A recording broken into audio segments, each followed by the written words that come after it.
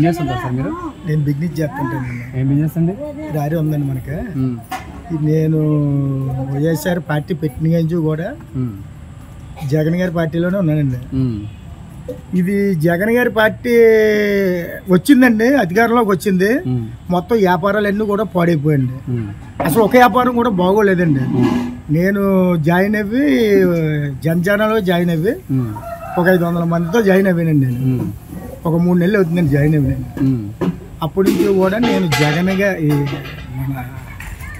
ఇది పవన్ కళ్యాణ్ గారు ఏది చెప్తే అదే చేస్తామండి. అదేండి ఏంటంటే కార్యకర్తలు కొంతమంది జనసేన సభ్యత్వం మీరు చేయించారా? మీరు ఊళ్ళో ఎంతమంది చేయించారు మీరు? ఒక 500 మంది దాకా జాయిన్ అవ్వండి. జాయిన్ అయ్యారు? అవునండి, కాలనీలో జాయిన్ అవ్వండి. ఓకే, మరి ఈసారి పిఠాపురం నుంచి పవన్ కళ్యాణ్ గారు పోటీ చేస్తున్నారు, మీకు ఎంత మెజార్టీతో వస్తుందంటారు? ఇంకా మొత్తం అంతా వన్ సైడ్ అండి. ఇంకా వన్ సైడే ఉంటుంది. వన్ సైడ్ అండి. ఇంకా ఇక్కడ వైసీపీ నుంచి ఎవరండి అభ్యర్థి? వంగ గీత గారు నిలబడ్డారండి. ఆవిడేమి పని అవుతుంది. ఇక్కడ ఏదన్నా జరిగింది 1,00,000 ఓట్లు మెజార్టీ వస్తారండి. ఆవిడ ఎప్పుడైనా వచ్చిందా మీ నియోజకవర్గానికి? ఏమి రాలేదండి. ఎంపీ చేసిందండి, అసలు ఎప్పుడు కాపాడలేదండి. అక్కడ పిఠాపురం ఏరియాలో ఎప్పుడు కూడా రాలేదండి. ఆవిడ చేసింది ఏమీ లేదండి అక్కడ. అలాగని పెండిన దొరబాబు కూడా ఏమి చేయలేదండి. పెండిన దొరబాబు నా సొంత రూపాయలు ఖర్చుపెట్టి ఊళ్ళో నేను తిరిగానండి. జగన్ పార్టీ పెట్టిన గంజినండి ఏ దాగాలో కూడా ఇక్కడికి వచ్చింది లేదండి.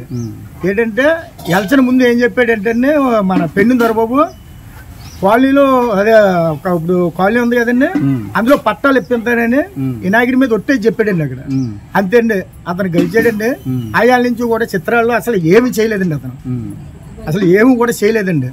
ఇప్పుడు వచ్చి ఓట్లు అడిగితే ఎలాగేస్తారు చెప్పండి వాళ్ళకి? ఒక జగన్ పార్టీ వచ్చిన నుంచి కూడా ఒక కంపెనీ కూడా తేలేదండి. అతను చదువుకున్న కుర్రోళ్ళు చాలా మంది ఉన్నారండి, ఎవరికో కూడా ఉద్యోగాలు లేకల్లా కొంతమంది దొంగోళ్ళ కింద కూడా తయారైపోయారండి. వాళ్ళకి ఏమీ లేకండి. చదువుకుని ఏం చేస్తారండి వాళ్ళు? ఏదో దొంగతనాలకి ఇలా గంజా ఎక్కువైపోయిందండి. గంజా తాగేస్తున్నారండి కుర్రోళ్ళు. జగన్ పార్టీ వచ్చిన నుంచి, జగన్ సీఎం అవున నుంచి కూడా కుర్రోళ్ళు ఇప్పుడు గంజాయికి బాగా అలవాటు పడిపోరండి. అదే పవన్ కళ్యాణ్ గారు వస్తాయండి, అలాగే కూటమిలో చంద్రబాబు నాయుడు గారు ఇద్దరు కలిపి వస్తాయండి, ఈ గంజాయి తీసేయాలని మనస్ఫూర్తిగా నేను కోరుకుంటున్నానండి. మన వంగ గీత గారు ఇక్కడ స్థానిక ఎమ్మెల్యే కదా ఆవిడ, మా కళ్యాణ్ గారు ఏమో బయట నుంచి వచ్చారు, ఆయనకి అంత సపోర్ట్ ఉండదు అని చెప్పి అంటున్నారు. ఎక్కడి నుంచి వచ్చినా జరండి, అక్కడ మంచోడు ఎవరైతే ఆరకే చేస్తారండి. అంతే తప్ప వంగ గీత ఇక్కడ ఉంది ఈ 5 సంవత్సరాలు ఎంపీ చేసిందండి. ఎంపీ చేసి ఏం చేసింది చెప్పండి? ఏమీ చేయలేదండి. అలాగని పెన్ను దొరప కూడా ఏం చేయలేదండి. అతను ఏంటంటే ఒక రారీగా ఆవిడ వచ్చింది అనుకోండి పిఠాపురం ఏరియాలోకి, పెద్దాపు నుంచి టిప్పుకి 500 వసూలు చేసి పోడండి, లేకపోతే రారీలు తీసుకెళ్లి కేసు రైజ్ చేసి పోడండి. అంత దారుణంగా చేసాడండి ఆయన ఎమ్మెల్యే గారు. కళ్యాణ్ గారు ఇప్పుడు ఒంటరిగా రావడం మంచిది అంటారా, లేకపోతే మన చంద్రబాబు నాయుడుతో పొత్తు పెట్టుకున్నారు కదా మంచిదే అంటారా? ఈ చుట్టుకు పొత్తుతూ వస్తేనే మంచిదండి. ఈ చుట్టూ పొత్తుతూ వస్తేనే రైట్ అండి. వచ్చేయాల్సిన చూద్దాం మళ్ళీ. ఇప్పుడు ఏంటంటే వీళ్ళిద్దరూ కూడా పొత్తు మీద బీజేపీ కూడా గెలిచిందని, కానీ 3 కలిపి పొత్తు మీద వస్తాయండి, చాలా అందంగా ఉంటుందండి. 21 సీట్లో పోటీ చేస్తున్నారు. ఎన్ని సీట్లు గెలవచ్చు అంటారు? 21 కూడా వస్తుందండి. ఇంకా అందులో నో డౌట్ అండి. ఇంకా పవన్ కళ్యాణ్ గారు సొంత రూపాయలు ఇచ్చి రైతులకండి, కౌలు రైతులకి సొంత రూపాయలు ఇచ్చి చేస్తున్నాడండి ఆయన. అలాగే చేసి నాయకుడు ఎవడో లేడండి ఇవాళకి, ఎవడో కూడా లేడండి ఇవాళకి. ప్రతిదీ కూడా అన్ని దొంగ మాటలండి. జగన్ మొత్తం అతను మాట్లాడి అన్నీ కూడా దొంగ మాటలండి. ఒక్కడు కూడా నిజం లేదండి అతనికి.